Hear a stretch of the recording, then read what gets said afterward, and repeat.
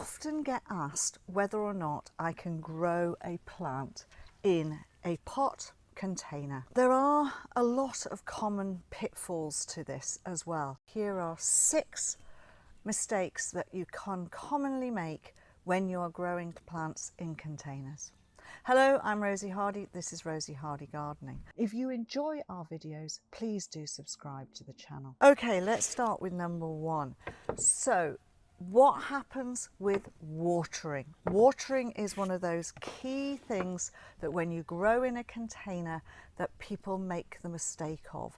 And this plant here is an absolute, I hate to say it, my own plant. A real mistake, my own mistake. I forgot to water it when we had got into late spring and it was looking really good, and then suddenly I came out one day, I'd been away, and it had gone crispy all the way up here, up to the top, and it doesn't look very good. And then I suddenly realized, oh no, we haven't had any rain for any length of time, and therefore it had got completely dry. I then drowned it, not metaphorically, I actually gave it loads and loads of water. It has started to come back. It's got growth coming at the base here. It is regrowing up the stems on here. And if a plant goes like this, especially a woody plant like this, if you just take a thumbnail or a nail and just do that onto this bark, if it's green in there, then it's going to recover and it's going to come back. Hence why I have not done anything to it.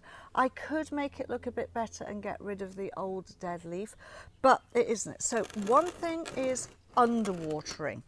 And that is, you know, the plants will go like this, they'll wilt down and they won't look very happy. Or in this case, you know, they just completely frazzle up. Poor thing, but it is going to come back. It's absolutely going to come back. I will chop some of it back when I can see where the growths are coming out. So underwatering is one thing. Then overwatering is the other, because the plants, when you overwater, can also look identical to when they are underwater. So they look as though they're limp and whatever. So just remember, plants cannot swim unless they are meant to be in a pond. So one thing a lot of people do, and the mistake they make, is they have these saucers. Now these saucers are brilliant for the summer, so very definitely put a pot in there and water into the saucer. That way you know they're always going to get a lot of that. But in the winter, take those saucers away, because otherwise they're not going to get that drainage that they need, because there will be a drainage hole at the bottom of the pot like this, and that needs to drain out through the winter. So that is one thing. So if you are not watering enough, and in the summer when it's really hot, put saucers underneath, water into the saucer as well as the top. That should keep your pots nice and wet. So that is one thing. Another one is feeding. Now feeding is very easy. You know, you can get yourself some granular fertilizer. This one happens to be Miracle Grow All Purpose, and it's just a granular fertilizer, and I top dress my plants with this. Just remember that you will have to reapply this, because this is dissolvable and it will gradually go down, and after about a month there won't be anything left, so you can reapply. I tend to put it into a carton like this, tip it onto the top, and then you just have it on the top of there. So that is that. Now there's also this thing called top dressing. Now top dressing is where you have a plant and it doesn't have anything on the top of here, so you've got quite a bit of space on the top of here. You can top dress with a potting bark like so, but before you put the potting bark in, put a little bit of fertilizer in there, because that will really help, because the bark will need feeding as well as the plant need feeding. You can get slow release fertilizer, mix it into your compost, and top dress with compost which has slow release fertilizer in it.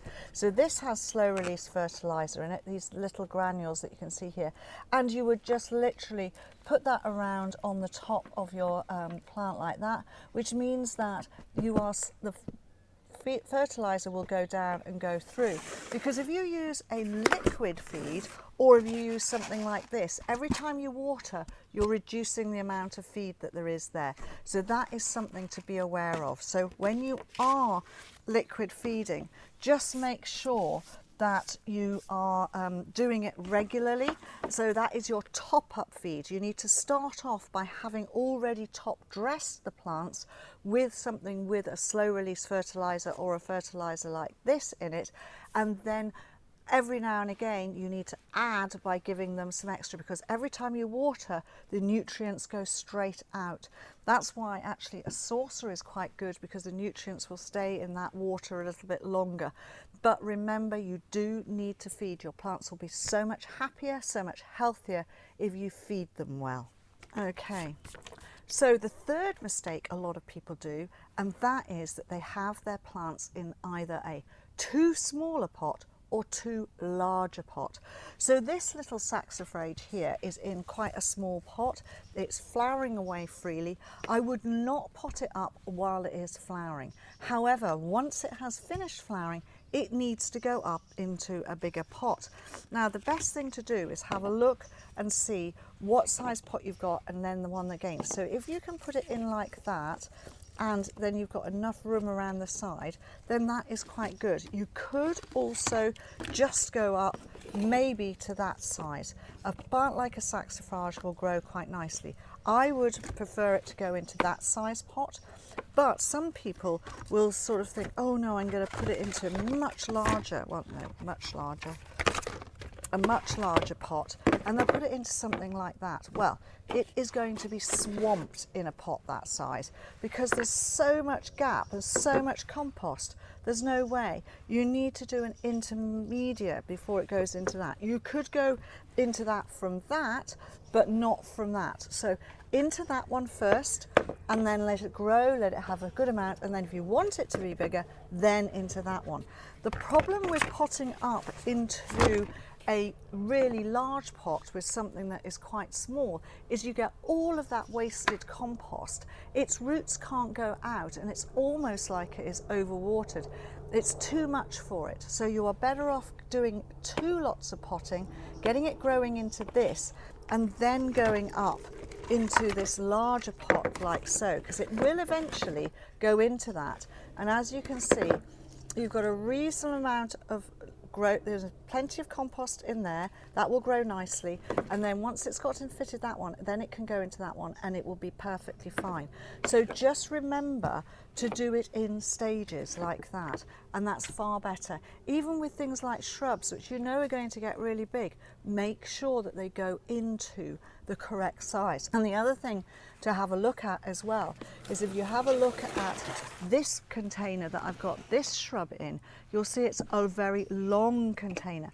So they're known as long toms, and that's because this shrub will put its roots right down, so that gives it a lot of room for the roots to go down, whereas a lot of pots are shorter like this. So that is something to be aware of. Just make sure that you are not oversizing and putting it into too big a pot, or you are keeping it in too small a pot for too long. So as I say, this is ready to get out of this pot, but I won't do it until it's finished flowering, and then it can go up into its next size pot, and it will be happy and it will grow away really well. Now, if you are interested in your garden and you want to know what you should be doing through the year, then why not take a look at our Straightforward Gardening Club? This is something that we have started just recently, and included in it are live events with me, such as a live Q&A. There is a private library which will help you with your garden. So once a week there will be a specific topic which will just be something for that time of the year, and then that goes on through. So you'll build your library of what you should be doing in your garden at each time in the year. And then there is a community space where you can meet other members within the club. Number 4 is not potting up regularly. So this is something that is actually also true with this poor one that I left to actually be there. Look at the base of this. It's put all its roots out at the bottom. I really should have done something about potting this one up. So what am I going to do with that now? Well, it won't come to any harm, and because it's like this and growing, all I will do is I will cut off that root that is at the base, so it's a root prune. I will take it out of the container, I will give it another root prune, and then it will go into a bigger pot because it is obviously not in a big enough pot. I should have done it. It was one that got missed in the autumn repotting of all of my plants, so it's going to get a repot very soon. So that is something that a lot of people do. They leave things in their pots for far too long, and they struggle. So the same is the same case with this poor Mahonia here, and you can see with its leaves, this is starving. It needs more food, so that is something else. It needs to get out of this pot. It needs to be potted on. It can have a little bit of a root prune, but that one would then go into a pot probably this sort of size, which will be much better for it. Once you repot it, it will have slow release fertilizer in there. You can liquid feed it. It will be a happier plant for doing it.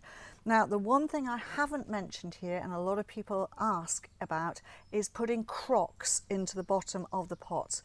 No, you do not need to do that. It is an old wives' tale. The reason why crocks used to be put into the bottom of pots was that the people who worked in big houses and gardens, if they happened to break a terracotta pot, to hide the evidence, they would put it at the bottom of another pot while they were potting up.